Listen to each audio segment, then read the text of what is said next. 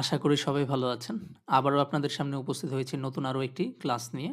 আজকের ক্লাসটি শুরু করার পূর্বে বলতে চাই যে আমরা আমাদের এই চ্যানেলে এইচএসসি, বিবিএ এবং এমবিএ এর সকল ম্যাথ বিষয়ের উপরে আমরা ক্লাস দিচ্ছি। সো আপনি যদি আমাদের এই চ্যানেলে আজকে প্রথম এসে থাকেন তাহলে অবশ্যই আমাদের চ্যানেলটি সাবস্ক্রাইব করে রাখবেন। অবশ্যই আমাদের ভিডিওটি ভালো লেগে থাকলে আপনি লাইক করবেন এবং কমেন্টের মাধ্যমে জানাবেন যে আমাদের ক্লাসগুলো আপনার কতটুকু উপকারে আসতেছে। এবং চেষ্টা করবেন বন্ধুদের সাথে শেয়ার করার জন্য, ঠিক আছে? সো আজ আমরা আলোচনা করব অনার্স প্রথম বর্ষের প্রিন্সিপালস অফ অ্যাকাউন্টিং নামক যে বিষয়টি আছে সেই বিষয়ের পঞ্চম অধ্যায় নিয়ে। পঞ্চম অধ্যায়ের নাম হচ্ছে merchandising operations and accounting system, ঠিক আছে?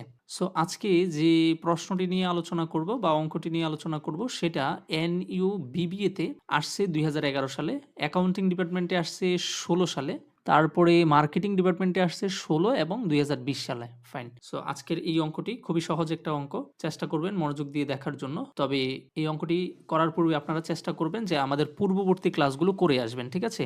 আপনি যদি বেসিক ক্লাসগুলো করে আসেন তাহলে আপনার অঙ্ক বুঝতে অনেক সহজ হবে। ওকে। সো আজ আমাদের এখানে এই প্রশ্নে বলা হয়েছে presented value are the components in wall company. Wall company নামক একটা কোম্পানি আছে যার কম্পোনেন্টগুলো কি করা হয়েছে, নিচে প্রেজেন্ট করা হয়েছে, উপস্থাপন করা হয়েছে, ঠিক আছে? কোম্পানিজ ইনকাম স্টেটমেন্ট, অর্থাৎ ইনকাম স্টেটমেন্টের কিছু তথ্য বা উপাদান নিচে দেওয়া আছে। বলছে যে determine the missing amount. Missing amount বলতে এখানে দেখেন কিছু হোয়াট দেয়া আছে। এই যে হোয়াট, এগুলোই হচ্ছে আমাদের মিসিং, মানে এখানে কোনো কি নেই, মান নেই। আপনাকে এই মানগুলো বের করে দিতে হবে, ঠিক আছে? ওকে, ফাইন। সো এই অঙ্কটা একেবারেই সহজ একটা অঙ্ক। আপনারা হয়তো ইতোমধ্যে এই অঙ্কগুলো করতে পারেন। তথাপিও আমরা এই অঙ্কটার উপরে একটা ক্লাস দিচ্ছি এই কারণে, কারণ এই অঙ্কটা অনেকগুলো বোর্ডে আসছে, ঠিক আছে? অনেক অঙ্কই আসছে এই টাইপের, আপনারা একটু দেখে নেবেন। সো এই অঙ্কটা করার জন্য যতটুকু বেসিক দরকার আমরা সেই বেসিকটা একটু দেখে আসি, ঠিক আছে? সো আমরা এখানে উপরে চলে আসলাম। আমরা সর্বপ্রথম যে জিনিসটা পাই সেটা হচ্ছে বিক্রয়। সো বিক্রয়কে আমরা কি লিখবো? সেলস। ফাইন। সেলস থেকে আমরা মাইনাস করি cost of goods sold. Cost of goods sold, ঠিক আছে?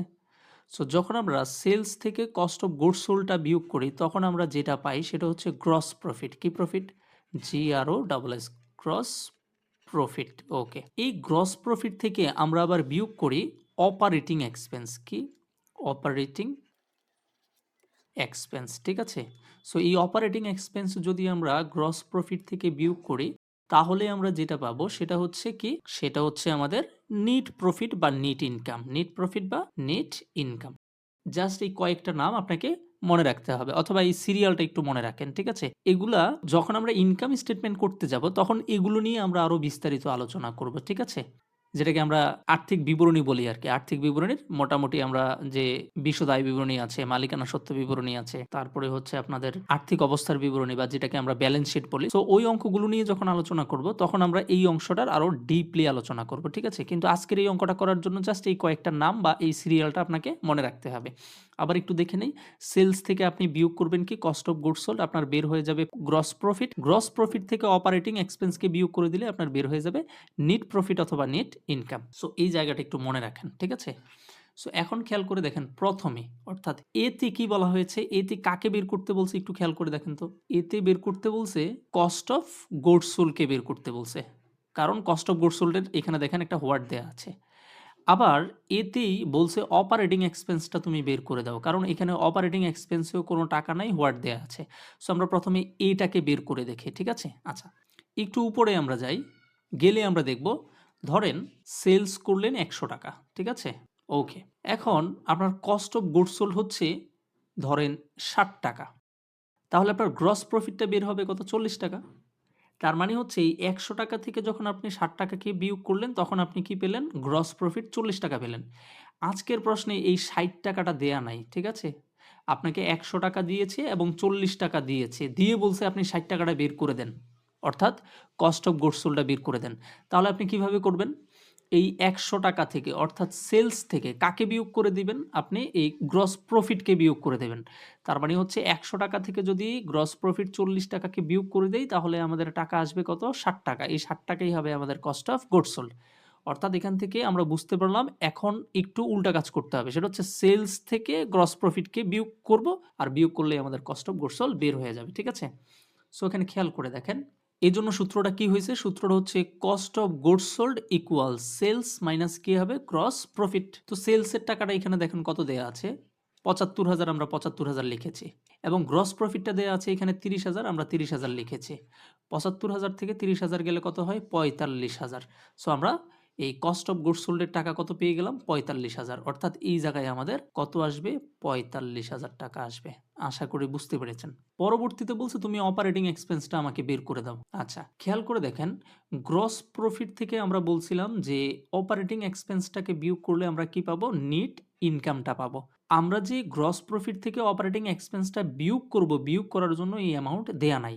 এই অ্যামাউন্ট যদি দেয়া থাকতো এটাকে বিয়োগ করে আমরা নেট ইনকামটা পেতাম। এখন উল্টা কাজ করছে। মাঝখানেরটা এরা দেয় নাই, না দিয়ে প্রথমটা আর শেষেরটা দিছে। তাইলে এখন একটা কাজ করি। এই গ্রস প্রফিট থেকে নেট ইনকাম বিয়োগ করে দেব। তাইলে তো আমাদের অপারেটিং এক্সপেন্সটা বের হয়ে যায়। আমরা আরেকটু ক্লিয়ার করে দেখি। এখানে খেয়াল করে দেখেন গ্রস প্রফিটটা কত ছিল? ৪০ টাকা। এখন আপনাকে বলল যে অপারেটিং এক্সপেন্সটা হইছে কত টাকা? ২০ টাকা। তাহলে এই ২০ টাকা উপরের ৪০ টাকা অর্থাৎ গ্রস প্রফিট থেকে কি হবে? বিয়োগ হবে। ঠিক আছে? সো বিয়োগ যদি হয় তাহলে আমাদের আল্টিমেটলি কত টাকা থাকতেছে? ২০ টাকা। এই ২০ টাকাই হচ্ছে আমাদের কি? নেট ইনকাম বা নেট প্রফিট।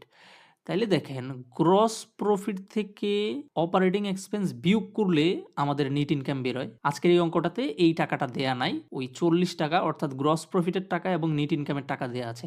তাহলে কি ৪০ টাকা থেকে এই শেষের ২০ টাকা বিয়োগ করলে কি আমরা এই টাকাটা পাবো কিনা? উত্তর হচ্ছে পাবো। তার মানে হচ্ছে এই গ্রস প্রফিট থেকে নেট ইনকামটাকে আমরা কি করে দেব? বিয়োগ করে দেব। সো আপনি যদি দেখেন, এই যে দেখেন অপারেটিং এক্সপেন্স ইকুয়াল কি হয়েছে? গ্রস প্রফিট মাইনাস কি? Net income. সো গ্রস প্রফিটটা আমাদের এখানে কত আছে? ৩০,০০০, আমরা ৩০,০০০ লিখেছি।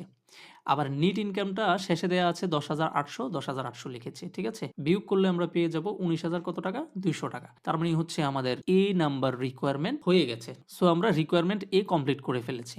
বি তে কি বলছে? আচ্ছা, বি তে যাওয়ার আগে আমরা এগুলো একটু মুছে নেই, তাহলে আমাদের সুবিধা হবে। আচ্ছা, বি তে যদি খেয়াল করেন তাহলে দেখবেন যে গ্রস প্রফিটে হোয়াট দেয়া আছে, অর্থাৎ গ্রস প্রফিট আমাদেরকে বের করে দেখাতে হবে। আবার অপারেটিং এক্সপেন্সেও কি দেয়া আছে? হোয়াট দেয়া আছে। তার মানে এটাকেও আমাদের বের করে দেখাতে হবে। ফাইন। আচ্ছা, এখানে গ্রস প্রফিট দেয়া আছে, এটা তো একবারেই সহজ। সেলস থেকে আমরা কস্ট অফ গুডস সোল্ডটাকে বিয়োগ করে দেব, কারণ আমরা একটু আগে দেখেছিলাম। ঠিক আছে? এই যে সেলস থেকে যদি আমরা কস্ট অফ গুডস সোল্ড বিয়োগ করে দিই তাহলে আমরা কি পেয়ে যাব? গ্রস প্রফিট পেয়ে যাব। তাহলে এখানে দেখেন আমাদের এই গ্রস প্রফিটটাকে যদি আমাদের বের করতে হয় তাহলে আমরা লিখব gross profit equals sales minus cost of goods sold. So সেলসটা কত ছিল এখানে দেখেন প্রশ্নে? ১,০৮,০০০, আমরা ১,০৮,০০০ লিখে ফেলেছি। তারপরে মাইনাস আমাদের কস্ট অফ গুডস সোল্ড ছিল ৭০,০০০, আমরা ৭০,০০০ লিখে ফেলেছি। বিয়োগ করলে আমাদের আসতেছে কত? ৩৮,০০০। সিম্পল। আশা করি বুঝতে পেরেছেন। এখন খেয়াল করে দেখেন এখানে অপারেটিং এক্সপেন্সেস বের করতে বলছে। একটু আগে দেখেন তো অপারেটিং এক্সপেন্স যখন এ তে বের করেছিলাম তখন কিভাবে করেছিলাম? এই গ্রস প্রফিট থেকে কাকে বিয়োগ করেছি? নেট ইনকামকে বিয়োগ করেছি। সো এখনের এই অঙ্কটাতেও সেম কাজ করব। কিন্তু প্রশ্নে এটার মান দেয়া না থাকলেও আমাদের এখানে বের হইছে ৩৮,০০০। ঠিক আছে? সো এইজন্য আপনি এই অঙ্কটা প্রথমে করতে পারবেন না। অবশ্যই এটাকে আপনাকে বের করে নিতে হবে। ঠিক আছে? প্রশ্নে যদি এটা বের করতে নাও বলে তাও আপনাকে বের করে নিতে হবে অথবা প্রশ্নে দেয়া থাকবে। ঠিক আছে? সো আমরা এখানে ৩৮,০০০ পেয়েছি। এখন আমাদের আর বের করতে কোনো সমস্যা নাই। তাহলে আমরা কি করব? আমরা এই অপারেটিং এক্সপেন্স বের করার জন্য সেম সূত্রটাই লিখব। উপরে দেখেন এটাতে যা ছিল তাই হবে। So operating expense equal gross profit and কি? Net income. সো গ্রস প্রফিটটা আমরা এখানে কত পেয়েছি দেখেন, এই যে ৩৮,০০০। সো ৩৮,০০০ লিখেছি। আর নেট ইনকামটা আমাদের এই প্রশ্নে কত ছিল এখানে দেখেন ২৯,৫০০ টাকা। সো ২৯,৫০০ টাকা লিখে দিলাম, আমাদের ৮,৫০০ টাকা হয়ে গেছে। আশা করি বুঝতে পেরেছেন। সি নাম্বার রিকোয়ারমেন্টে কি করতে বলছে দেখেন। সি নাম্বার রিকোয়ারমেন্টে আমাদের বেরই করতে বলছে সেলসকে। কাকে বের করতে বলছে? সেলসকে। আমরা একটু দেখে নেই। এই যে দেখেন এখানে প্রথমেই সি নাম্বারে সেলসের এখানে হোয়াট দেয়া আছে। তার মানে সেলস বের করতে হবে। সো সেলস বের করার জন্য কি করতে হবে? একবারেই সহজ। খেয়াল করে দেখেন। আমরা একটু উপরে চলে যাই আবারও বুঝার জন্য। এখানে খেয়াল করে দেখেন। আমরা জিনিসগুলো একটু মুছে নেই। ধরেন আপনাকে এই সেলসের টাকা দেয়া আছে আর কস্ট অফ গুডস সোল্ড এর টাকা দেয়া আছে। তখন ২ টাকে বিয়োগ করলে আপনি কি পেয়ে যাবেন? গ্রস প্রফিট পেয়ে যাবেন। এখন আজকের এই অঙ্কে অর্থাৎ সি নাম্বার যে রিকোয়ারমেন্ট আছে সেখানে কি করছে তারা?